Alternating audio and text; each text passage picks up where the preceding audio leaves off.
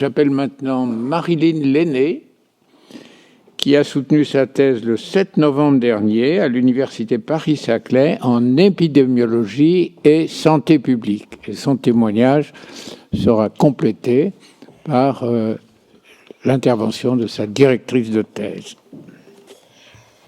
Donc bonjour à tous, je m'appelle Marilyn Lenné. Je suis très honorée d'être ici ce soir parmi vous pour témoigner de cette prestation du serment d'intégrité scientifique qui était très importante pour moi.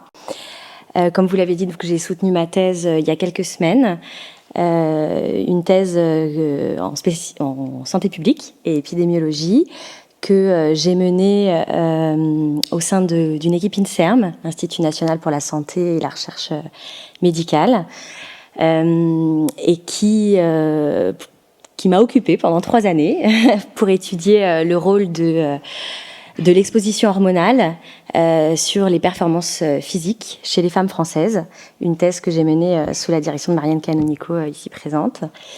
Et c'est d'ailleurs cette dernière qui m'a informée de la possibilité de prêter serment à l'issue de ma soutenance.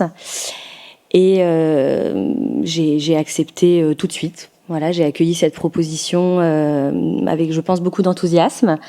Et j'ai accepté de manière très naturelle. Je me suis pas vraiment questionnée à l'origine au moment où on me l'a proposé c'était vraiment très très naturel pour moi, et puis cette invitation m'a permis un petit peu d'avoir une réflexion sur qu'est-ce que vraiment ça signifiait pour moi d'avoir prêté ce serment et pourquoi j'avais été aussi émue aussi. Et donc voilà, j'ai réfléchi et puis j'ai dégagé 3 raisons principales dont on a pu discuter avec Madame Lemeur et que je vais essayer de vous expliquer. Voilà. Alors la première raison, c'est que d'une part, moi je suis sage-femme de formation initiale, donc j'ai une formation médicale. C'est un métier, c'est un très très joli métier, mais c'est un métier de vocation. Il y a une culture de l'engagement. Les sages-femmes à l'heure actuelle n'ont pas de serment d'Hippocrate prévu comme pour les médecins. Mais il y a une forte culture de l'engagement au service des couples, au service des patientes et de leurs enfants. Et donc, au moment de mon diplôme d'État en 2011, toute la promotion avait choisi de prêter serment, un serment qu'on avait écrit nous-mêmes pour résumer la manière dont on voulait exercer notre art. Dans le respect de la personne, de l'éthique et de la déontologie. Et donc voilà, j'avais, je pense, cette appétence pour les serments et cette culture dans l'engagement. Le deuxième point, dont vous avez un petit peu parlé au début, tient, je pense, dans le fait que cette spécialité dans laquelle j'ai fait ma thèse, l'épidémiologie, a connu un bel essor ces dernières années. Maintenant, les gens savent ce que c'est que l'épidémiologie et un épidémiologiste. C'est une période qui m'a beaucoup questionnée. Qui m'a vraiment beaucoup questionnée parce que, à mon sens, le diplôme de doctorat, le grade de docteur, confère une sorte de légitimité à s'exprimer. Sur nos connaissances, sur notre domaine d'expertise, et mais aussi induit vraiment une prudence à avoir justement dans la manière dont on diffuse nos connaissances, nos opinions auprès du grand public. Et je pense que la société actuelle aura à relever dans les années futures des grands défis sociétaux. Et je pense que ce serment permettra d'accroître justement la confiance de l'opinion publique, de la société envers les chercheurs, envers la science, envers les scientifiques. Et je pense que c'est primordial pour les années à venir. Et donc vraiment, j'ai vraiment voulu prêter ce serment en ce sens. Et le dernier point, c'est que au moment de ma soutenance, j'avais plusieurs possibilités, plusieurs chemins qui s'ouvraient à moi pour la suite. plusieurs pistes professionnelles dans le secteur académique, dans le secteur public, voilà, où j'ai consacré 11 ans de ma vie et de ma carrière au service public. J'avais également des opportunités dans le privé. Et voilà, ça m'a beaucoup questionnée, et ces mots du serment, quel que soit mon secteur ou mon domaine d'activité, ont vraiment résonné particulièrement pour moi, parce que j'ai baigné dans cette culture de l'engagement, du service de l'autre. J'ai baigné dans les préjugés également sur justement le secteur privé. Et donc je pense que c'était pour moi une manière de m'auto-engager, justement, quel que soit vraiment le chemin que j'allais choisir de prendre, à vraiment continuer à porter les valeurs avec lesquelles j'ai grandi, que j'ai exercé toute ma vie, et les valeurs qui me sont chères. Et je pense que ça m'a permis aussi de me libérer un petit peu vis-à-vis de ça. Et donc, voilà, quelques semaines après ma soutenance, j'ai choisi d'ailleurs de tenter l'aventure à l'étranger, dans le secteur privé. Voilà, donc je pense que ça m'a permis vraiment de m'auto-engager moi-même et de me libérer, de lever certaines barrières. Voilà, et donc j'ai prêté serment donc le 7 novembre à l'issue de ma soutenance. J'étais très très émue. Je pense que l'Assemblée l'était aussi. J'ai soutenu ma thèse en présence de ma famille, en présence de mes amis et collègues du secteur public, essentiellement des professionnels médicaux, paramédicaux, et en présence de mes pairs dans le domaine de la recherche et des chercheurs. Donc j'avais vraiment un public très divers. Ce serment a été très très bien accueilli. J'ai même eu la chance qu'il soit filmé, donc je l'ai. J'ai ce souvenir-là. J'ai beaucoup de chance. Il a été largement applaudi. Et voilà. Et aujourd'hui, j'en suis très très fière. Donc merci. Bien. Merci beaucoup, Madame Canonico, donc directrice adjointe et de l'école doctorale et directrice de thèse de Marilyn. Oui, donc bonsoir à toutes et à tous, et merci beaucoup de nous avoir permis d'être ici ce soir. Donc voilà, moi je suis Marianne Canonico, je suis biologiste endocrinologue au départ et épidémiologiste sur la suite, et donc chercheur INSERM. Et donc ce soir, voilà, je suis d'abord là au titre de la direction de thèse de Marilyn, donc que j'ai eu la chance d'encadrer pendant 3 ans, et qui furent 3 très belles années d'aventure scientifique et humaine, et qui ont conduit à vraiment un très joli travail. Donc encore bravo Marilyn. Et puis je suis aussi là à titre justement de la direction adjointe de l'école doctorale. On a beaucoup de réunions avec Sylvie, et voilà. Et finalement, c'est avec un peu cette double casquette que je viens ce soir, et peut-être aussi avec la casquette de la femme qui évolue dans une société, parce que finalement, on n'est jamais des entités indépendantes, et on est tout ça.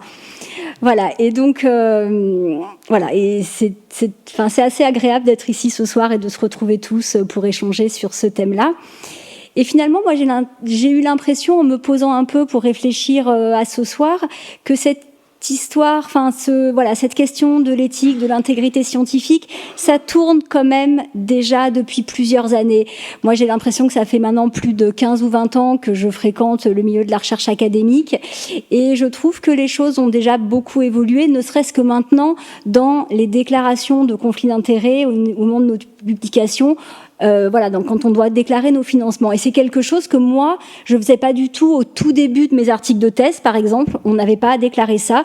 Et maintenant, c'est extrêmement rigoureux, extrêmement précis.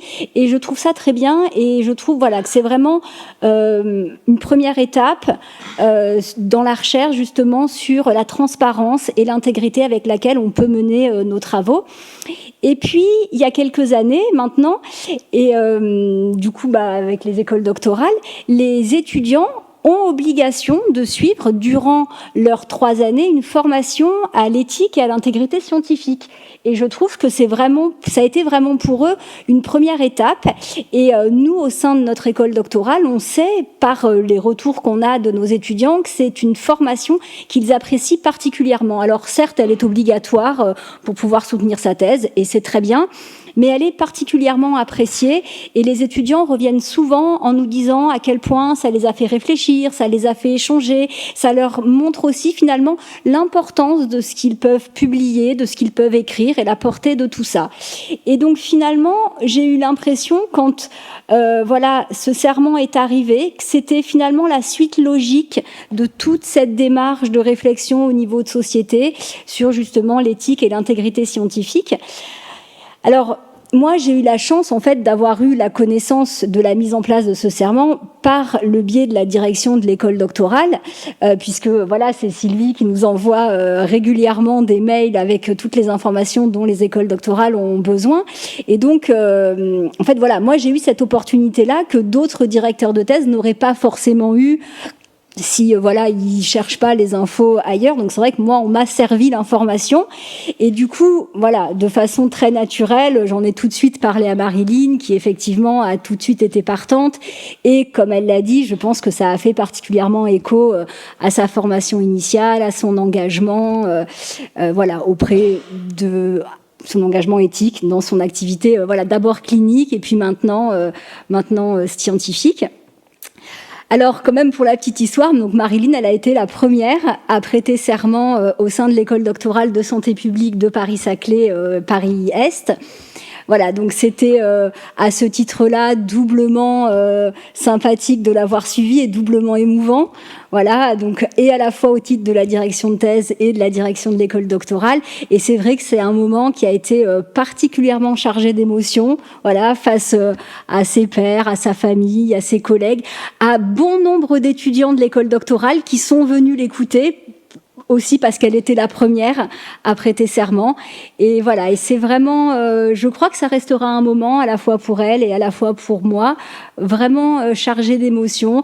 Et puis finalement qui couronne aussi un petit peu tout cet engagement, parce que finalement, en tant que directeur de thèse ou en tant que directeur doctoral, ce serment résume en quelques phrases très profonde, finalement, toutes les valeurs qu'on essaie de transmettre pendant des années aux étudiants qu'on forme, aux jeunes chercheurs.